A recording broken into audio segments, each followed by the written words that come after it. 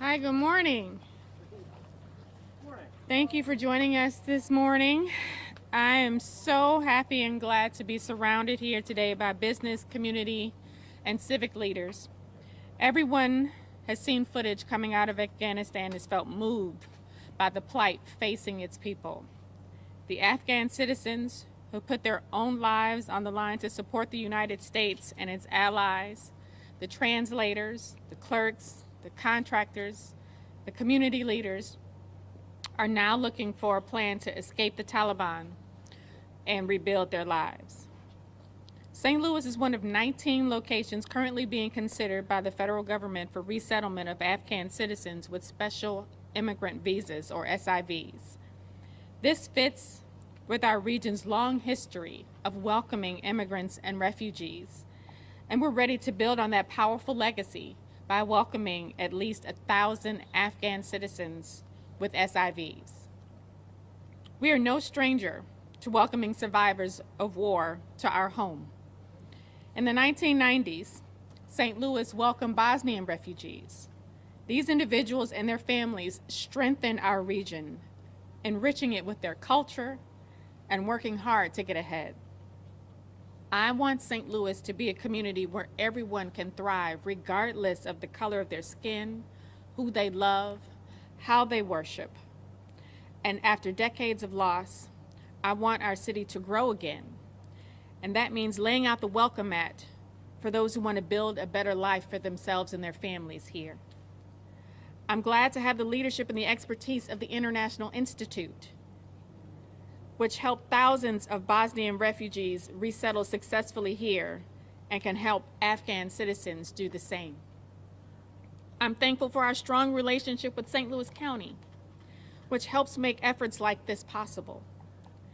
And I'm proud that so many members of our business community, many of whom are here today, are ready to help welcome Afghan families as new Americans. We're ready to welcome Afghan citizens and their families to the gateway city with open arms and open hearts. And now I'll welcome Cora Faith Walker, who is the Chief Policy Director for St. Louis County. Cora. Thank you. Good morning. St. Louis has a long history of welcoming refugees and immigrants to our region. Dr. Sam Page and St. Louis County leaders heard our community's call to help these Afghan citizens, and we're proud that we are being considered as one of 19 designated communities for special immigrant visa resettlements. These Afghan citizens fought bravely alongside the U.S. for the last 20 years, and St. Louis is ready to welcome these new neighbors who will bring skills, talent, and culture that will enrich our community. We're grateful to the International Institute of St. Louis for facilitating the resettlement, along with the broad and diverse public-private coalition that is building, as well as the partnership with the City of St. Louis. And we truly appreciate the outpouring of support from residents who've already reached out to offer their help. It's really inspiring. And we will continue to need your help as we move forward, not only with donations, but also to volunteer.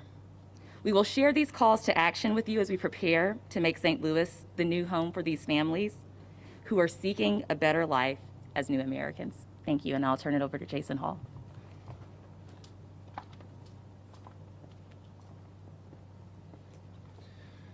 Thank you, Mayor, and thank you, Director Faith Walker, and welcome. The images we see on TV around the globe right now, we see a humanitarian crisis in Afghanistan, and it is heartbreaking.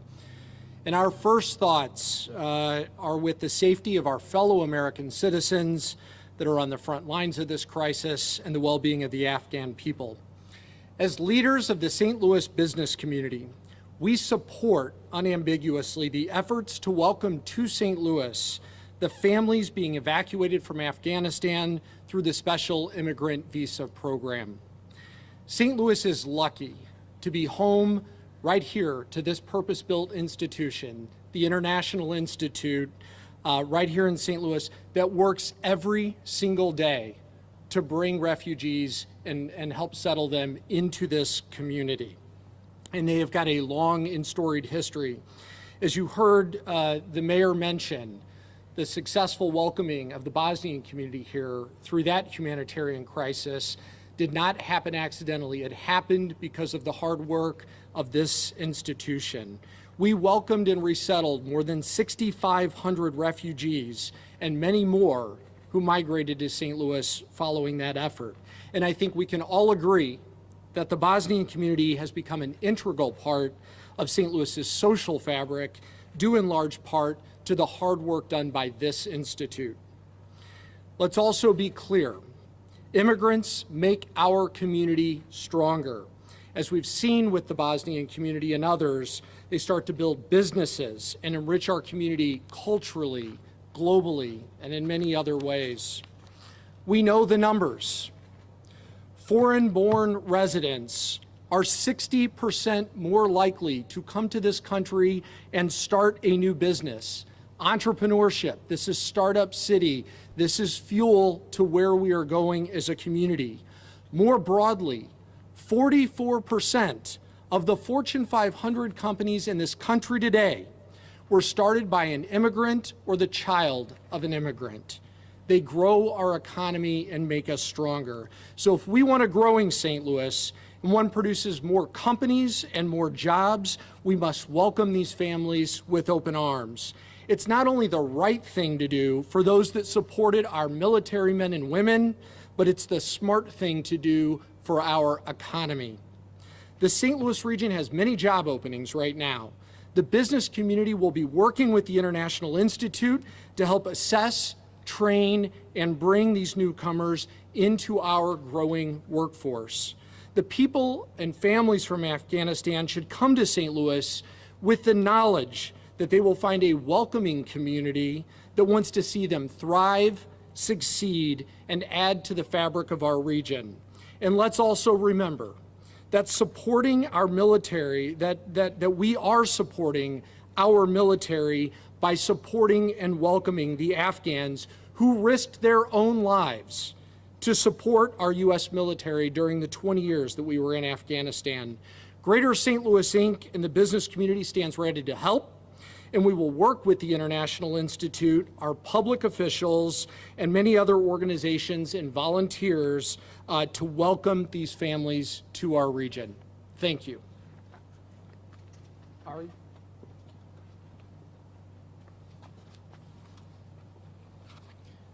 Good morning, everybody, and welcome to the International Institute.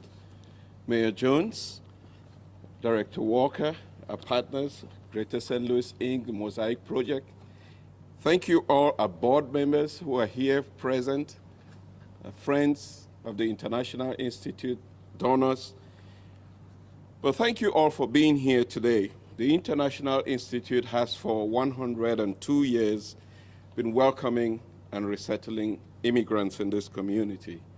Our mission is to build a more connected and productive society to benefit immigrants, their families, and the wider community, all with a vision to have a diverse, inclusive, and thriving community. Today we gather here bearing testimony to the opportunity that has been presented to us. As we speak, there are arrivals of Afghans already taking place, with just above 50 arrivals already within the community.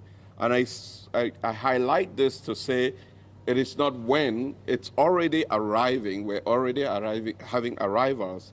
And our team here at the International Institute has been working to welcome those Afghans into this community. Obviously, with recent developments, we know that there's going to be a significant wave of arrivals coming our way. That's why on behalf of the International Institute, we would like to extend our gratitude to the community that has stood by us in the last week as we have called out for help and support in our efforts to be welcoming. We are only going to be as successful as the community that supports us. So we're deeply grateful to the efforts that have been made by our board of directors, by our partners within the community in the last 2 weeks as we have ramped up capacity to welcome the Afghans here. I just would like to highlight some facts and why St. Louis is a destination for that will welcome the Afghans here. Since 2010, we have worked to welcome 626 Afghans into the St. Louis community. Why is that important? Because that establishes the fact that there is already a community here that can welcome other Afghans who arrive here. So they are more likely to go to where they have ties already. So with an existing Afghan community here, St. Louis becomes an attractive location.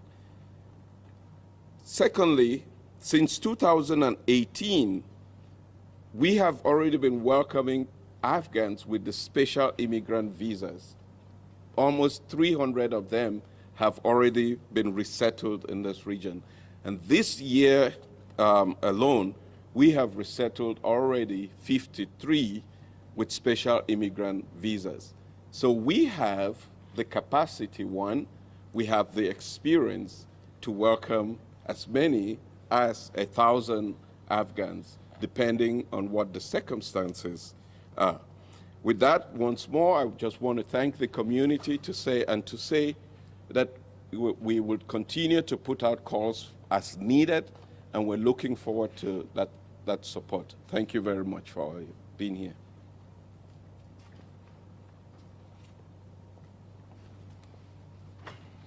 Good morning. On behalf of our members at the Regional Business Council, our hearts go out to the people of Afghanistan. We absolutely stand by our mayor and county executive and organizations like the International Institute to welcome our new neighbors. And we want to welcome them with friendship and most of all jobs so that they can start new lives and build new dreams and new futures here in America. Thank you.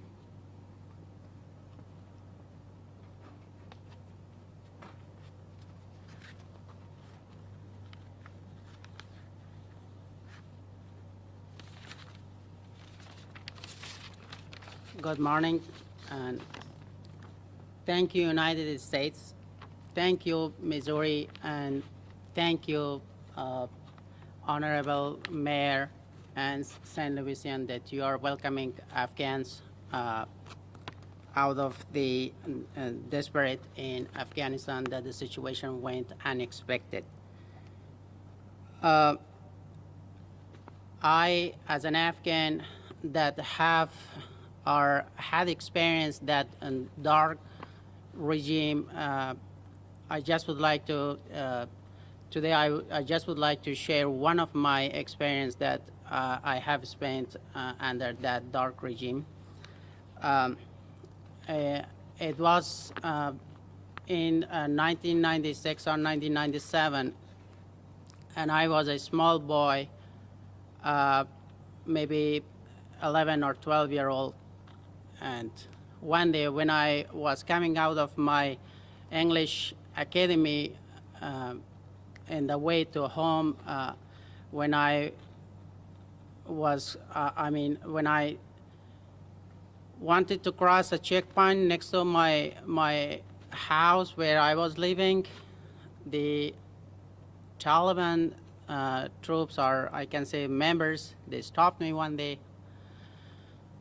Just because I had a book in my hand, and they put me on the on their checkpoint for maybe an hour or so, and I was a small kid. I was only crying and doing nothing, and they were just saying that why you have this book in your hand. So this is one of the experience that I shared with you today. So in order to tell you these stories, that how the dark regime is ruling on people. You may have seen the scenes in Kabul International Airport or near Kabul International Airport. So all those disparate people and the way that they have somehow committed suicide from from the scene that they fall down from the airplane. That was an action that the people were that much disparate that instead of living under that dark regime, they choose to be, to die like that. So I would like to also read a poem, a Farsi poem. As my time is very short, I would go very fast on it. I will also say that in the English translation of that. So, بنی آدم هزای یک دیگرن که در آفرینش زی یک گوهرن، چه عوضی به درد آورد روزگار، دیگر عوضها را نماند قرار. تو که ز محنت دیگران بیغمی، نشاید که نامت نهند آدمی. The English version is this: all human beings are members of one frame, since all at first from the same essence came. When time afflicts a limb with pain, the other limbs at risk cannot remain. If two feel not for others' misery, a human being is no name for thee. So I just would like to thank once again the United States, government of United States, and the government of Missouri and the St. Louisian that they are welcoming Afghans with open arms. Thank you so much. I do appreciate it.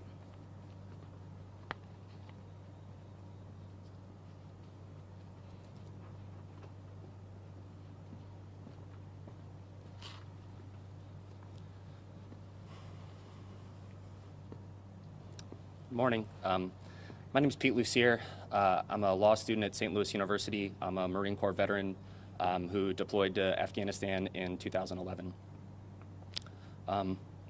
The first point I want to make today is that the SIVs, those coming here, who are going to be coming to St. Louis shortly, America owes these people a debt for what they did for me, for my brothers and sisters who served in Afghanistan. Veterans specifically owe those coming here a debt for everything that they did for us. They patrolled alongside us. They sweated with us. When it came to it, they would grab weapons and shoot back at the enemy with us, and sometimes they died with us. And I personally owe these folks a debt. I had 2 interpreters who I worked with in Afghanistan, and they were some of the finest people I know. Our first one was named Jafar, and he spoke 7 different languages and English perfectly. He got taken away from us because he was too good. He had to go serve a colonel. They helped me when I was over there. So by welcoming these 1,000 refugees into our community, Mayor Jones and County Executive Page are helping me to repay that debt. They're helping my fellow veterans to repay that debt. And it's the first step towards America repaying its debt to these folks. It's been a hard week for me as I've watched the scenes that we've all seen unfold on television. These are places that I know. These are places that my friends know. These are the places where we fought and died for 20 years. It was hard. Many of my brothers and sisters reached out to me. The late night text messages that had slowed down in the previous years picked back up at an alarming rate. We had to check in on each other. It was a hard time. We didn't know how to process it. I myself was feeling despair. I didn't know what to do, so I knew I had to do something. And so I started raising money and trying to give it to organizations like the IISI or the IISTL to give back, to do something. As like I said, we owe them, and I appreciate everybody who's helping us give that back to them. The second point that I want to make is that I've seen some reactions to the news after it was announced from those here in the community. I'm from St. Louis. I'm a St. Louis native. I was born here and I went to high school here. And I just want to make really clear on behalf of veterans, and if not veterans, just myself, that attitudes of ignorance and prejudice won't be tolerated by people like me. These are our friends. They're coming here, fleeing their homes after they put their lives on their line and put a price on their heads for us and for people like me. And I just ask the St. Louis community to remember that as they come here. Treat them like my friend, treat them like Marines' friends, treat them like the military's friends. That's who they are. I couldn't be excited. Thanks to ISTL for having me here today, and thanks again to the mayor and the county executive.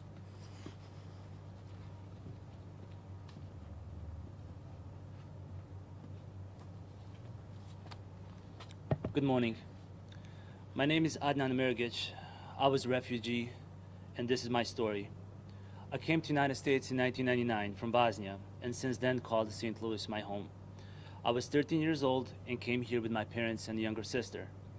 It was a scary journey, but one thing that I will never forget was getting off the airplane and getting a whiff of that humid, middle of the July evening St. Louis air.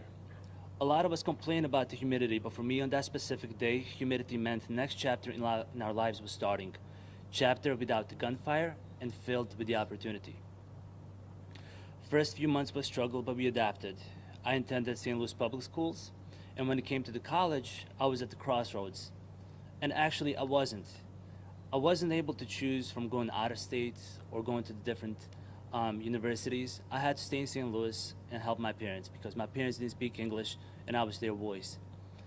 So luckily for me, St. Louis has a lot of good education options, and I was able to attend a college that would provide me with the education that I wanted to get.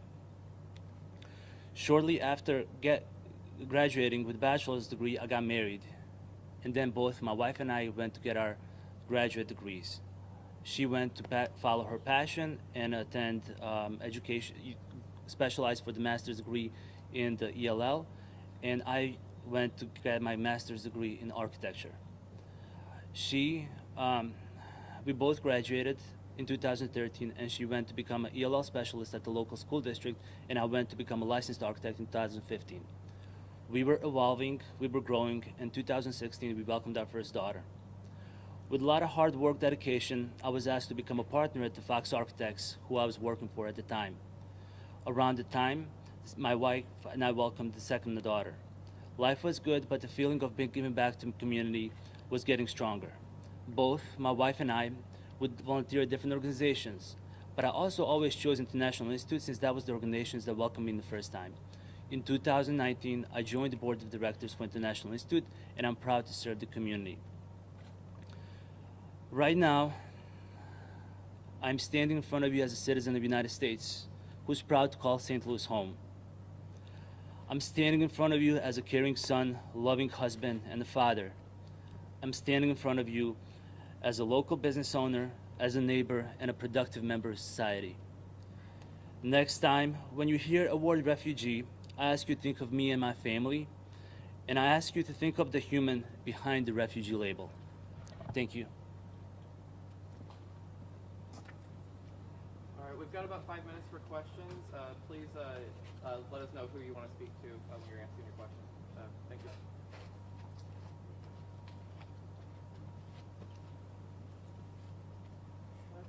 Anybody with the International Institute? Yeah.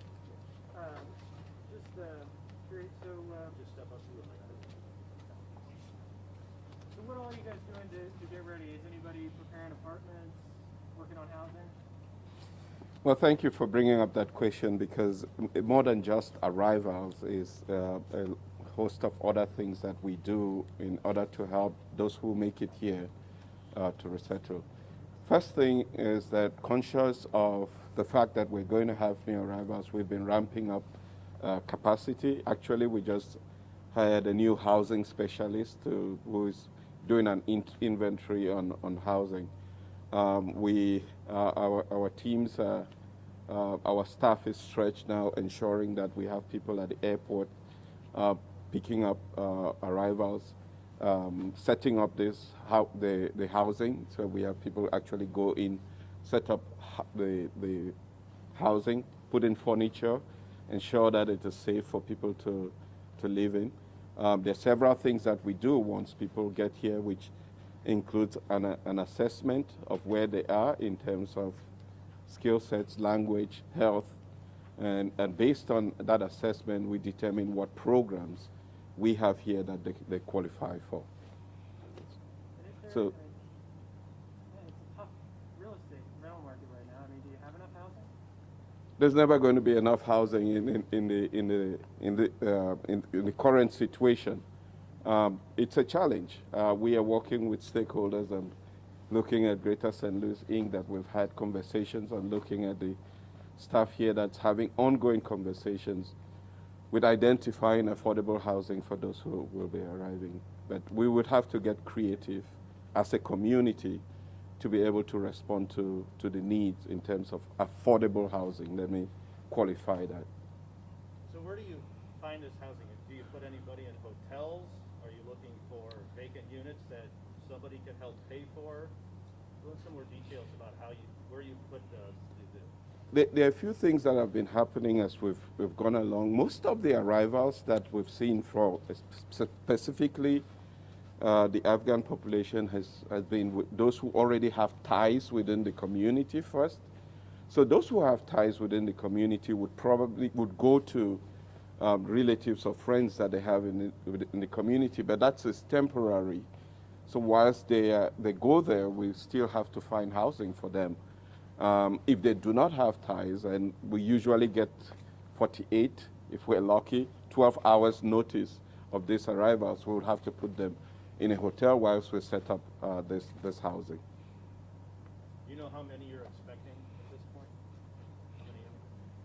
point? We cannot know specifically what number. We've been working on a capacity of 1,000, but it could be less, it could be more. I have a question for the mayor.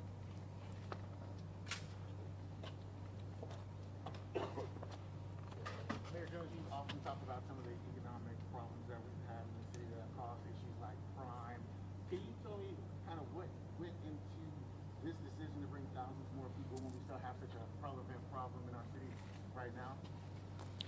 Well, I've always said that St. Louis should be a place where anyone can succeed regardless of their skin color, who they love, or how they worship. And St. Louis has always been a welcoming community, as witnessed when we welcomed Bosnian refugees here in the 1990s. And so I jumped at the opportunity to welcome more citizens to our city.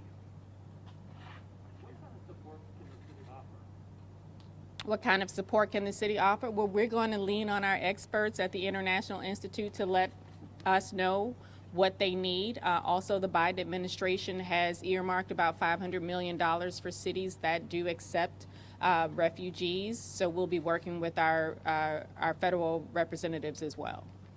We have time for one more. Is it a question for Jason Paul?